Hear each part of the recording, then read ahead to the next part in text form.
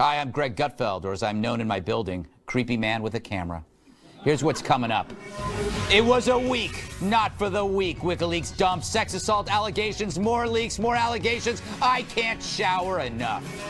Is the election destroying our psyche? Some experts seem to think so. I hate experts. They think they're so experty.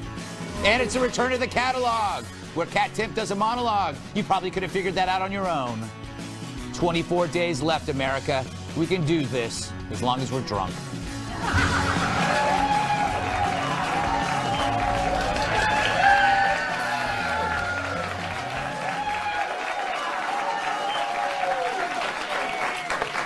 Let's welcome tonight's guest, shall we? She's so bright, we think she swallowed a lamp. Shelby Holliday, Wall Street Journal senior video reporter.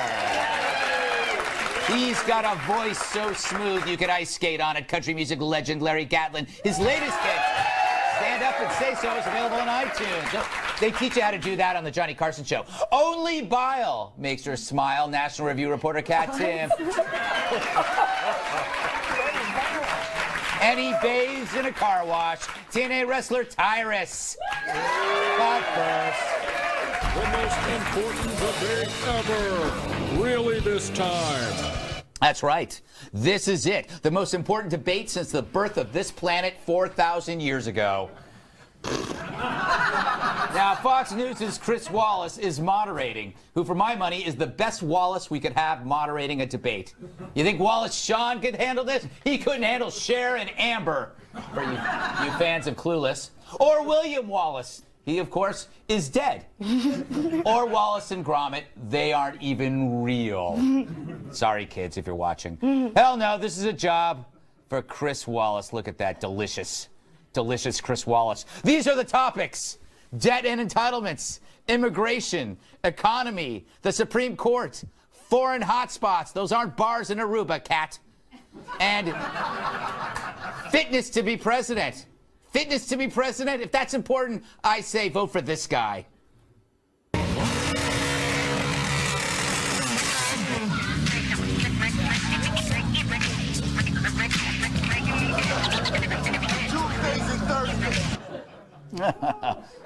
My uncle. So those are the topics. Hold your applause for something funny.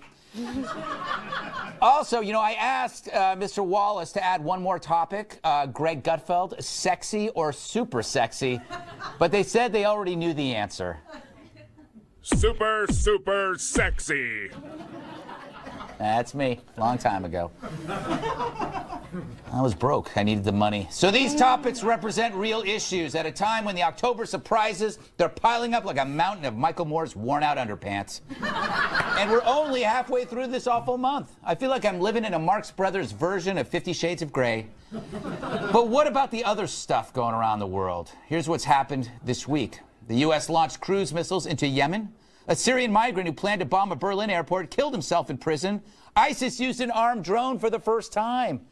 And Ginger Spice is expecting her second child. I love you, Ginger. The point is this. The October surprises are exciting and gross, and it's important to be informed on them, but we may be forgetting everything else that's going on in this world. Like Ginger. She's having another baby. So when you're watching Wednesday's debate, think about which issue matters the most to you and which candidate would be best suited for that issue.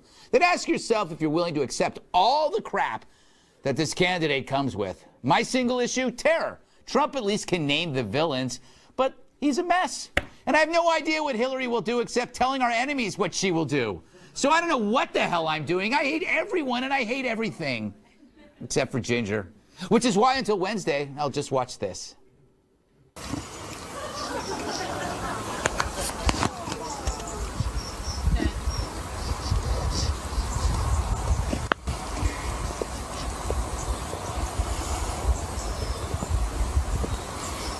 Ugh, first gay marriage and now that. What's a conservative to do? Period.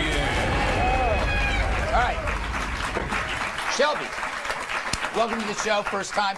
What do these candidates need to do? What is pick one, Hillary or Donald? What do they need to do? I think they both need to be as boring as possible, because as much as I love October surprises, I love hashtags like that Mexican again, that Mexican thing. It's all fun for us viewers, but I think if they actually want to win, these candidates should be as focused on the issues as they can possibly be. They need to talk about the things you just listed. Right. Things going on in the world. Which are boring. Yes. And they really need to talk about issues, because that is not something we've heard about in any debate except the VP debate. Yeah, it's true. That's why we love that debate so much, right? I think Chris Wallace has got to bring his referee whistle. Yeah. That's my advice. He's got to bring his A, B, C, and D game. Oh, yeah. You know, Larry, this debate is like the excrement frosting on a poop cake of an election. That's all. No, what's your advice? That wasn't a question. I know it wasn't a question. I was just giving you a hard time because I love you and your suspenders. I know. And the fact that you shaved your beard. Oh, right. What advice? What do you see in this debate? Would you give advice to Trump? Would you give advice to Hillary? What's your thought? I think they both ought to quit. Really? Yes. Yeah, I think we have a deal. What I'd really love to see happen is for these people in our audience tonight to pick out just any one of you and declare that you're running for president, and I'll vote for you. Now, I'm going to have to, as it is, I'm going to have to hold my nose and vote for, Donald's an old friend of mine, and for all of his faults, my God, there are many, but there's this little scripture the Bible says, ye who are without sin cast the first stone. Everybody uses that. Yeah, well, that pretty much The leaves murderer should use that, but right? It leaves the cowboy singer out of the rock fight, so I'm not going to throw rocks.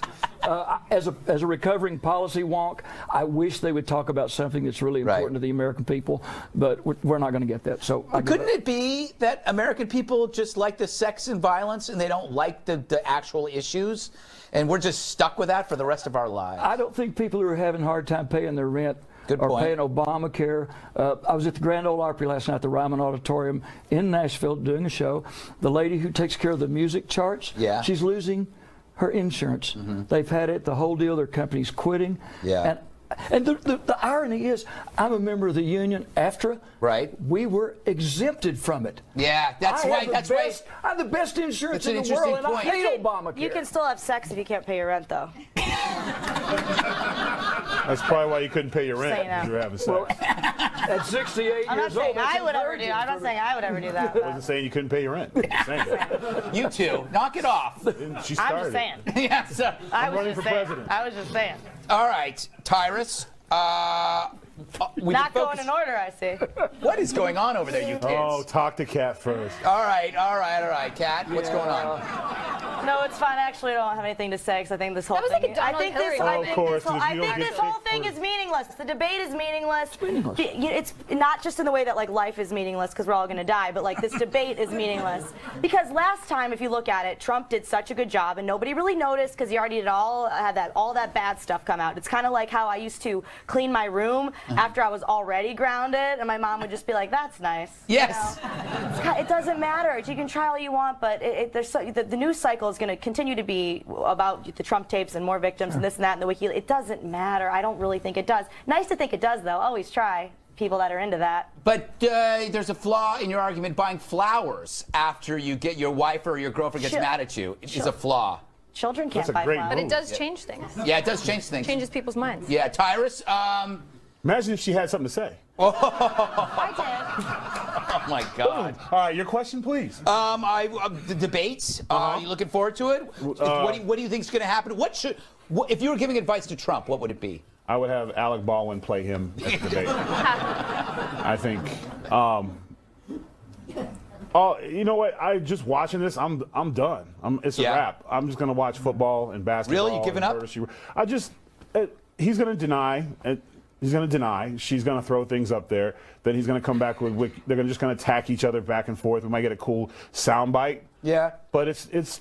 I think this election is pretty much lost. If you haven't made up your mind by now, I don't think you're going to, because it's just going to get worse. say we just let them both get drunk, play Rock'em Sock'em Robots blindfolded, and just laugh a little while all civilization goes to hell. Because that's what's happening. Don't you hate when she's speechless? I just think it's amazing. Think about all of the things we can do in America. We create incredible products. We send people to the moon. We can't just do a do-over. Yeah. America hates these candidates, but we can't figure out a way to replace them with a month to go before the. I mean, it's Afghanistan. It's but just bombed out and amazing depleted. that we it's a wrap. are such an innovative country, and We should literally just all write stuck. in, "Are you serious. And now for our gospel number. Yeah. But this is America, though. No, but this okay, is where but we're at. This is where we're at. You know, like This was brilliant. This was all brilliant. It was the media who basically put Trump forward, and Hillary Clinton and President Obama said, you know, you respect this candidate, get him up there, and then the moment that he got there, unload on him. It was a perfect setup, wasn't it? you know, somewhere Ted Cruz and Rubio in a bar somewhere going, I thought you checked him. I should like. No, Ted Cruz is isn't like, it their I told fault? you he was a philanderer. Yeah. Well, I'm blaming Ted Cruz. Like, you couldn't find any of this out. Well, it was all there. It was just that nobody wanted to go look that's for not it. true. I'm going to beat him on points. Maybe you should have looked in some of this stuff because he wouldn't have gotten this far. If this, let's just, for argument's sake, let's say everything that's being said is true. Let's just say it's true. He's a womanizer and he does all these terrible things. And there was 16 guys he was running, or 15 guys he was running against, and no one bothered to figure like, hey, have you seen some of the things he said in The Apprentice or he's done in the past? Maybe we should look into that because then we would have had what America, which is funny because now that we're actually having debates and stuff, who's the guy who's getting all the credit? Pence. Why? Because he's talking substance and policies, but during the Republican, nobody wanted that. That's true. If Pence was in the 17, Jeb Bush is boring. He would have been marginalized. You're begging for his ass now. Yeah, because Jeb Bush would be out there talking policies, and Hillary would be an issue because you can't sling mud with her when your mud is affecting other people and women's rights and voters, and her stuff is some emails. And to be honest with the emails, I'm beyond it. I'm tired of hearing what they did on when I had lunch. That's our next segment. You can't be tired. Oh, sorry. You might have to pretend that you're into it for the next segment. Okay, I'll forget it. Okay. I didn't know what I was going to say. But the bottom line is, we made him, and now we got to ride it out with him. Yeah, it's true. I had the Donald Pump shirt on. You did. But he's a businessman. This dude's cool, and I'm going. You know. And then when he goes on the Howard Stern and like kind of corroborates this, it's like, oh man. So we just got to ride it out. Let me ask you guys, what kind of Donald are we going to see on Wednesday? Because it seems like on the stump, he's like. He's letting it all out. I think the bear has been poked, and there's no undoing that. Yeah. I think he's just going to go. He's going to talk about whatever he wants to talk about. Who I want to be is the person making all the prop bets in Vegas right now because who knows? Is Hillary going to shimmy? Is he going to talk about big league? Who's going to talk about fitness first? Yeah. I mean, we know that's coming. What about, Larry, do you see this getting out of control? Will Chris Wallace be able to handle this? Will it actually follow these issues, or will it start out bad and get worse? I think Chris is a wonderful, very intelligent man. He's a great interviewer. Thank you. He has. Oh, him. But you too, my friend. But these are two spoiled children in a sandbox, and you're not going to keep them from throwing sand at each other. I saw what is, I believe, my favorite little piece of philosophy the other day on a bumper sticker. If I really could talk to my old friend. And we played golf. I lived at Trump Tower when I was here in New York doing the Will Rogers Follies. We went out to dinner. We've been to the U.S. Open tennis. We get it. We were lovers. Okay. No, I'm coming forward next week. Yes. It's called coming out. But if we could get past that, bunch of bovine droppings, what I would say to my friend is what I saw on a bumper sticker. For God's sake, don't believe everything you think. You know, every time he thinks anything, if it comes across under that golden dome, you know, it's out there and it's got to be the truth, whether it's fact checked or whether anybody thinks the same way he does or not. Who does that remind me of? You! No, I was talking about our host. Never mind. Okay. I'm just being. Hey, it's not going to be that bad. You know, everybody's thinking this is going to be the apocalypse, whoever gets elected. We have a separation of powers. Everything's going to be great. Maybe in 4 years it'll be bad. Unless Republicans don't go out and vote, and then all the Dems it's completely control everything. Yeah, well, thank you for that. We have a Poked a separation hole in my denial balloon. My denial balloon is floating away. Coming up, a story so hot you'll need to put oven mitts on your ears to listen to it. But first, WikiLeaks dumps more emails. And what did I learn? How much I hate WikiLeaks dumps.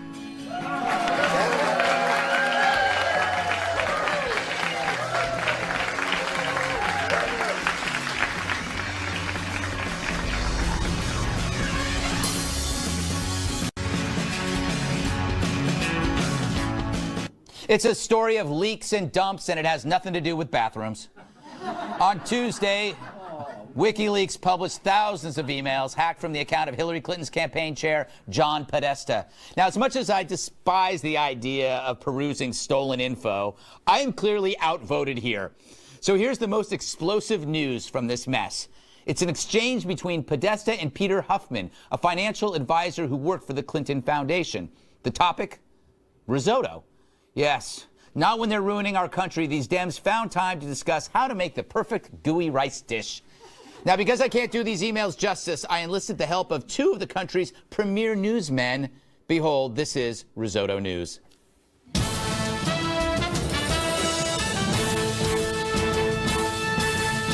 So look, I've been making a lot of risotto lately, and regardless of the recipe, I more or less adhere to every step you taught me. But here's my question. Why do I use a quarter or a half cup of stock at a time? Why can't I just add 1 or 2 cups of stock all at the same time, all of it? Because I'm told that this arboreal rice is going to eventually absorb everything anyway, right? Yes and no. Yes, it will absorb the liquid, but no, that's not what you want to do. The slower the add process and stirring causes the rice to give up its starch, which gives the risotto its creamy consistency. You won't get that if you dump all that liquid at once. Chef Brian, you're exactly right. Who is he?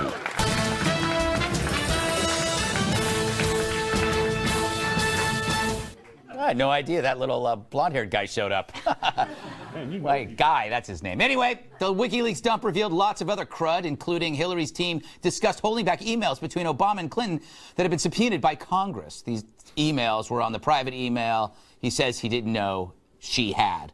Follow that? Set of debate talking points prepared by campaign staffers that included prompts telling Hillary when to smile. And evidence that CNN commentator and DNC Vice Chair Donna Brazile gave the Clinton campaign advance notice of a question that came up at the network's presidential hall, which is kind of weird. All in all, it's stuff that might be big news if America gave Huh? Well, Larry, this is a problem that kind of Tyrus brought up. It's like, this is actually kind of big news, but everybody's over it because there's no visuals. There's nothing exciting. I mean, this is interesting stuff. And I don't like WikiLeaks. I think it's wrong to go through people's emails. But now that it's out there, I have no choice. Well, you know, my new favorite philosopher, Vladimir Putin. Yeah. He's a Texas guy. He said something really very prescient. Get to it. I believe. He said, who cares?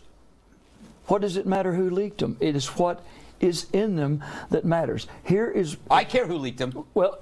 Okay, you can. Yeah, if it's Russians, kind of a but concern. it isn't really. It's still about, you know, what kind of shenanigans, what were they doing for the foundation, all that stuff. Here's what I believe. Yes. The Clintons, like I said in my little song you're going to hear later, you know she's lying because her lips are moving, okay? They only tell the truth one time. It's like in their emails. Get it. Get to the point, Larry. Dear diary, you aren't going to believe what we did to those people. They tell the truth in their emails. That's why they have to hide them. This drives me nuts, though. Okay, there has to be a place where you're allowed to be a jerk. It's in your head, and it's in your personal conversation. The fact that they're going after people about the tone of an email, screw you. You're offensive to me for reading an email. Does that make sense?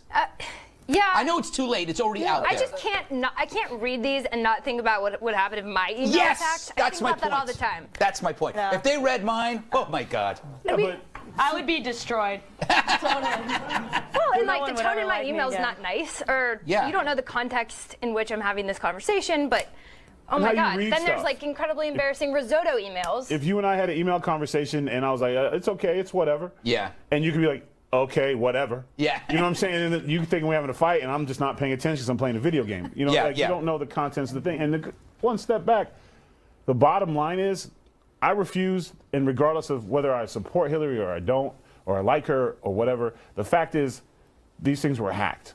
Right. And just off that, I don't care because I know in a court of law, they're going to say it's inadmissible. You know what I'm saying? And so I just don't. And the fact that we're putting so much into it, where we should really put our focus in on, yeah, there's stuff in there, but I don't really care how they talk or how they make their plans to do stuff. That's what people do. Yeah. And you're not always going to say the right thing when you're planning stuff, and you should be allowed to do that. Yeah.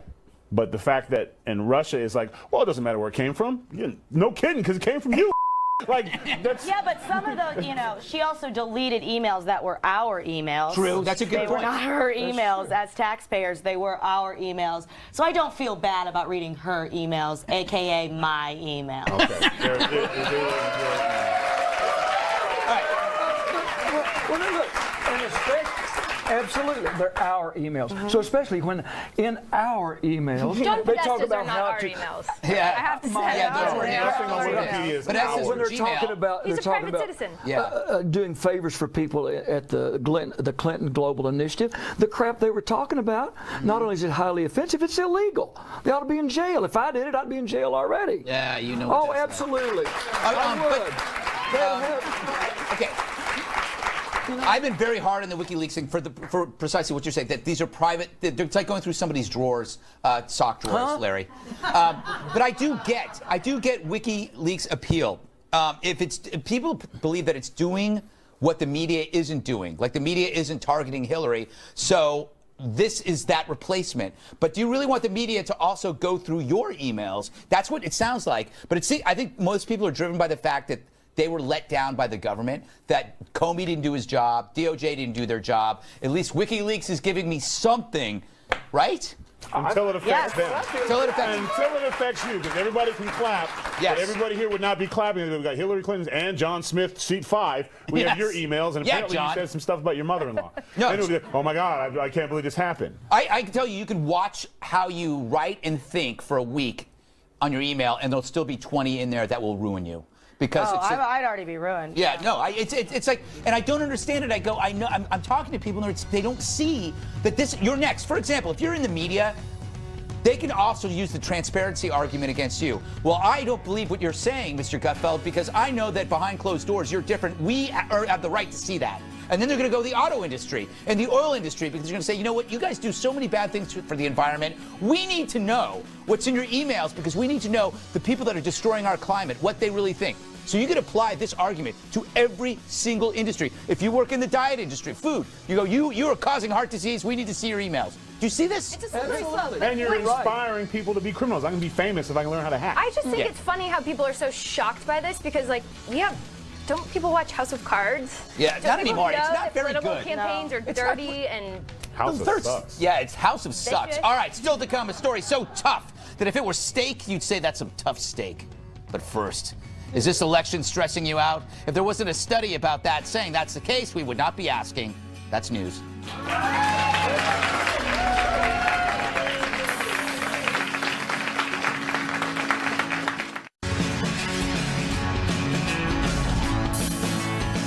It's an election that leads to dejection, a vote that gets your goat, a poll that takes its toll. A new survey from the American Psychological Association finds that 52% of adults say the 2016 election is, quote, a very or somewhat significant source of stress. One doctor says election stress, quote, becomes exacerbated by arguments, stories, images, and video on social media that can heighten concern and frustration, particularly with thousands of comments that can range from factual to hostile or even inflammatory. Republicans and Democrats are equally likely to be stressed about the election, but the amount varies across generations. People over age 70 are stressed the most, 59%, followed by millennials at 56%. Boomers and Gen Xers, not as much. For more on this, we caught up with two guys who know all about stress relief, stunt hamster Mike and stunt hamster Jake.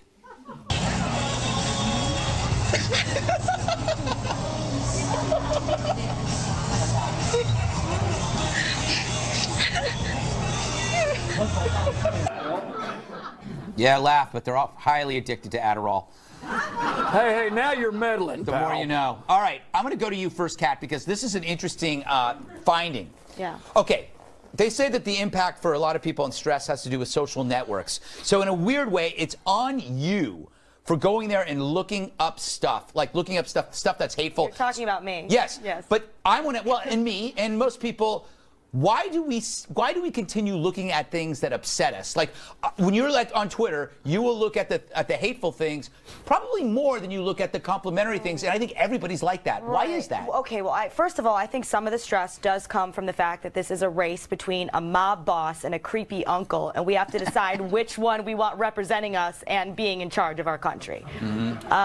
What a choice. But yeah, it's worse, and because it's so passionate, social media has gotten worse. So if I have given a lot of criticism on both sides, and if I criticize Hillary, then I'm some sort of conspiracy theorist, I'm a sexist, and I'm a racist, and if I criticize Trump, then I'm a B-word and a slut, and I am actually a secret Hillary plant working here and being paid to help get her elected. That's me who says those. That is infuriating because it's got to do with the election, and it does have to do with social media, but also it has to do with it being so important, having two terrible choices, and having no way to have a discussion about it without people being just like not even people. No, it's weird. It's weird because you will look and you'll see like a grandfather. Like you'll be on Twitter, you'll see their avatar. Yeah. It'll like be John Smith, 72, son of Jesus, lover of Jesus, devoted son of God, grandfather, devoted and Christian you're a grandfather. slut. And then they'll write something so horrible, and you go like, dude, you just changed. You went from doting grandfather of 8 to may you burn in hell, you whore. Yeah. And it's like, what are you doing, dude? Tyrus, is this because the political choices are now becoming personal? That used to be with the left. The left, personal was always political. Now it's across the board. No. No? It's You're so over it. No, I am, and I'm about to get hot.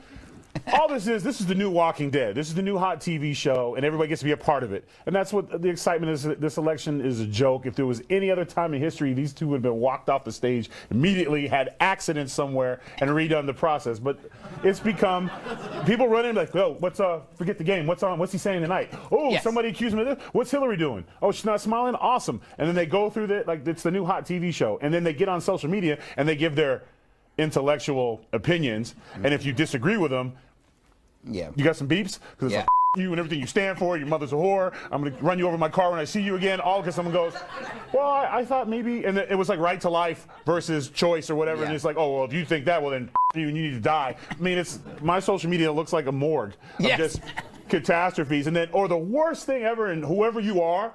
Where's the camera? We're in 3. Whoever you are who gets on my feed and writes your personal statements that are parallel, that just keep going on and on, stop. Write on your own. I don't care how you feel about Hillary and Trump. Either yes or no and move on. Stay off my feed. It's the worst. It's Lou Begging Dobbs. for it, man. All right.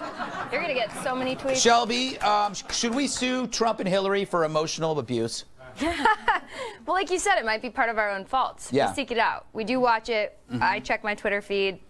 It doesn't always put me in a great mood. Yeah. I thought what was funny is I was reading an article about this, and someone said, if it bothers you, just stop talking about it. That is literally impossible. Yeah. Americans cannot stop talking about this. Yeah. The one thing that stresses me out, I'm a journalist. I cover both sides, which then enables you to see both sides. And I'm sure there are other people out there who feel like this, but I feel like I'm the only one in the middle who sees both sides. No, you're not. There are no, I mean, we don't hear from those people anymore. Yeah, no, the problem is when you see both sides and you talk about one side, the other side comes after you. If you go to the other side too, it's like you just feel like, my God, there's no way out. Larry, is this really different from the past? Last word to you. The very last word? Country legend. No, I think it's the same as it is. We just have it 24/7 news cycle. True. Part of it is the same. I need to. We're talking about getting our information from WikiLeaks and Twitter and Facebook and all that stuff. Peggy Noonan wrote something last week in the WSJ. She said, those who do not read deeply will not think deeply. So I'm not the deepest thinker in the world, but I know this years ago. I do read. George Bernard Shaw said of his beloved Dublin, he said, Dublin is a malodorous, open-air madhouse. And it looks to me and smells to me like that's what we have. We have supposedly intelligent people who are standing there when we've got people starving and can't buy food and shoes for their kids, and they're talking about who played Hide the Weenie with somebody 20 years ago. All right. I don't really give a shit. All right. Well, it's not just playing Hide the Weenie. It's like doing it without consent, which is kind of different, Larry. Much different, yeah. All right. Still to come, the catalog with Kat. That's pretty much how it works. If you don't get it, I can't help you.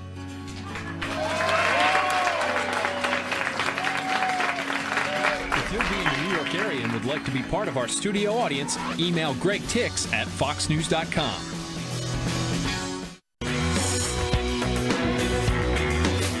Welcome back. Greg quit. I'm Kat. So, you know who had a big week? Locker rooms. This was locker room talk. I'm not proud of it. I apologize to my family. I apologize to the American people. Certainly I'm not proud of it. But this is locker room talk. You know, when we have a world where you have ISIS chopping off heads. It's true. ISIS is bad. ISIS is very bad. But Donald Trump's comments were bad too, and setting the precedent that you can just brush off anything bad by saying, oh, it's not like it's ISIS, is no way to live. What is it teaching our children other than how to make dumb excuses? Honey, you were late for dinner. Yeah, Mom, I know. I'm sorry to my family, but I was playing baseball with Timmy, not chopping off heads with ISIS. Just because something is not ISIS doesn't mean it's not bad. Take this diagram, for example. On the left, ISIS. On the right, not ISIS. Cheating on your wife, rape culture, the common cold when the deli is out of egg salad. All of these are things that we need to have the freedom to talk about as being bad without hearing, well, at least it's not ISIS. If you can't understand this, I bet you're really bad at playing Would You Rather. You normally put things that go together. It'll be like, would you rather have a head cold for 2 weeks or strep throat for 2 days? And not, would you rather have a head cold or have your whole head blown off by a terrorist? Everyone already knows that chopping off a head is worse than any combination of words put together. Of course, the real problem isn't the words Trump said, it's the context. That's obvious. At least I thought it'd be obvious until I saw this garbage. I mentioned rap music because it's full of the F word, the P word, the B word, the A word. Hillary Clinton expresses that she finds the language on that bus horrific, but in fact she likes language like this, quote, I came to slay, bitch. When he F'd me good, I take his ass to Red Lobster. Did she say that? That happens to be a line from Beyonce. Yeah, I know, that's her Beyonce's favorite performer, whom she says she idolizes and would like to imitate. Either Betsy McCoy was really looking out for the 4% of people who have a shellfish allergy, or she's completely and totally insane. Although, have you been to Red Lobster lately? Because even the people who do have a shellfish allergy can still enjoy the delights of a delicious Cheddar Bay biscuit. It's the best thing in the world. Show me someone who says they don't love Red Lobster's Cheddar Bay biscuits, and I'll show you a liar. Anyway, the issue isn't the P word or the B word or the A word. It's about Trump bragging about how cool it is that powerful men can get away with groping women who can't do anything about it because they're so powerful. It's a power dynamic that's real, sick, and disgusting. You know what's real, not sick, and not disgusting? Enjoying an intimate moment with a person and then enjoying some Cheddar Bay biscuits. Or perhaps enjoying both at the same time if you like takeout. Don't judge me. Finally. All right, we're all in agreement that this election season is crazy, and I totally understand why so many people are complaining about it, but that's distracting us from complaining about all of the other bad seasons that we're in. Cold and flu season. Too cold to get out of the shower season. Chapped lip season. Leaving work when it's already dark out, making you feel like you are a slave to your job season. Did you get a flu shot yet every time you go to the pharmacy just to buy some Chex Mix and a Vitamin Water Zero season? Having to wear socks season. Having to realize you have exactly one of every different kind of sock season. Pale skin season. Actually, for me, that's all the seasons. We need to remember to complain about the little things. If you're going through something awful, just focus on freaking out about all the little things, and I promise you, you'll forget all about it. If that doesn't work, Cheddar Bay biscuits. Thank you. Can I get an exclamation point? Yeah. Exclamation point.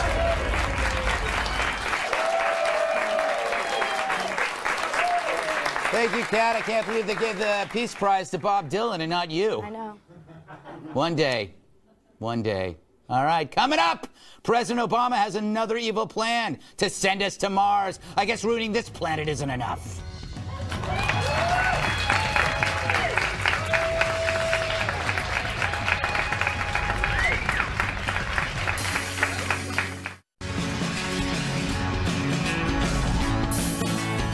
He's making a case for deep space. President Obama, if that's his real name, announced the United States is partnering with private companies to send humans to Mars and back by the 2030s. I'll be about 47 by then. The president writes that the space program, quote, represents an essential part of our character, curiosity and exploration, innovation and ingenuity, pushing the boundaries of what's possible and doing it before anybody else. Obama noted that, like the space race of the 60s, the leap to Mars will inevitably lead to technological advances in energy, medicine, and artificial intelligence. Yes, that. So far, it's reaped many benefits. Look at what my robot can do.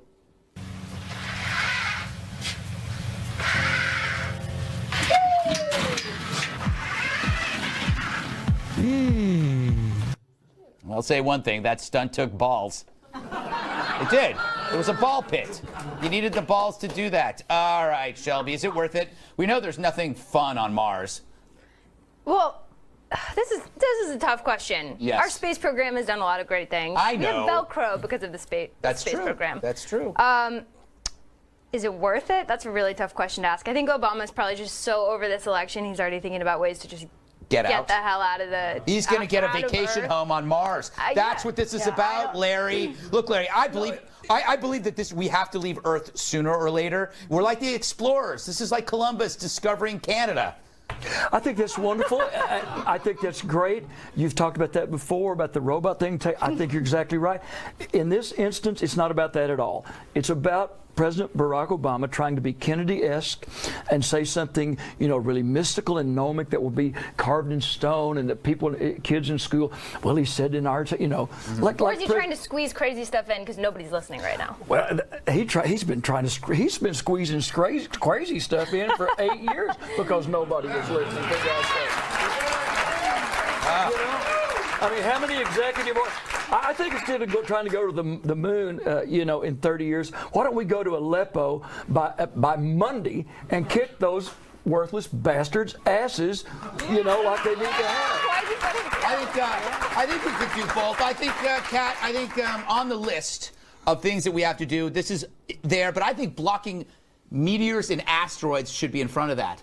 No, what do you please. think? No, I mean, asteroid, take me now. No, I think there's a lot of better things we could use this money for than going to Mars. Like, I don't know, like curing cancer, maybe.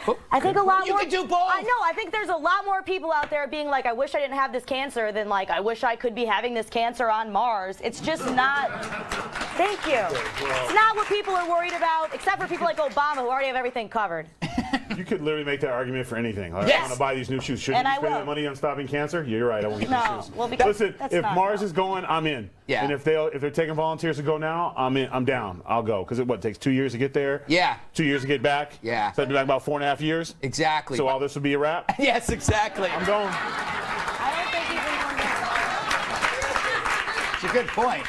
Just disappear. I'm going to Mars. Yeah. You can just pretend you go to Mars. I'll just Make put a it on little my socials, bunker. left to Mars, holler at me in 4 years. Yeah. Hey, Hashtag don't call me. I went to Nebraska last week, and let me tell you something. I enjoyed every bit of it because my cell phone wouldn't work, and I didn't have to watch and listen to this crap. It was Oh, I thought you were going to say Nebraska and Mars were the same, man. well. I mean, it was kind of like another place out there. It was incredible. I out there. loved Yeah, it. it's cool.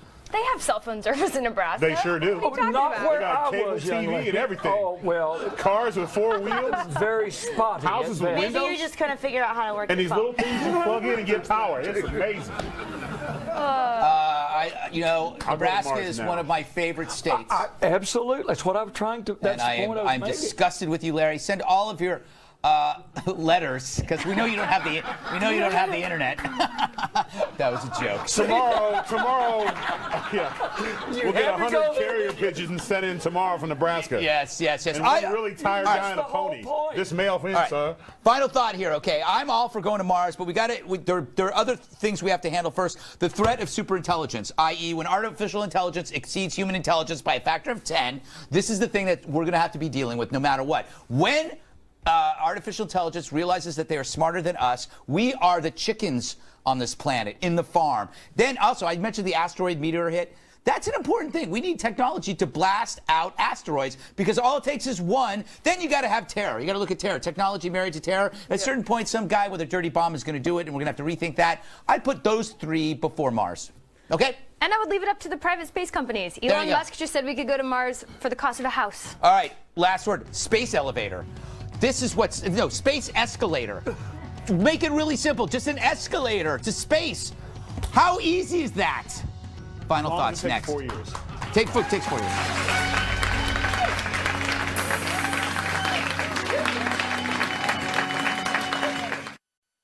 We're almost out of time, so What you've wanted to say all show, but haven't had the chance to say, so here's your chance to say it.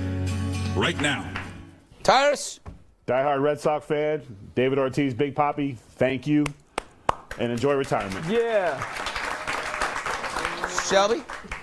Well, this is lame, but this is my first time doing a live audience show. I loved it. Thank you guys. She did great. Really fun. That's very nice. Very nice. You thank the audience. Thanks It never for having me. happens. Larry? I wrote a song called Stand Up and Say So for Dinesh D'Souza's new movie about Hillary's America, and also leave you with this about chickens. My friend Roger Miller asked me one time, did you ever notice how much weight a chicken can gain and never show it in the face? True. Last word, Kat, anything? What happens to you in your life that you grow up to be an adult who dresses like Ronald McDonald for money? So I'm afraid to have kids. So many things can go wrong. Ah, you know what? It's a job. It's a job. All of us dress up. Look at me. All right, thanks to Shelby Holliday, Larry Gatlin, great job, Tyrus, Stuart Varney, Brian Kilmeade, Katherine, our studio audience. I'm Greg Gutfeld. I love you, America.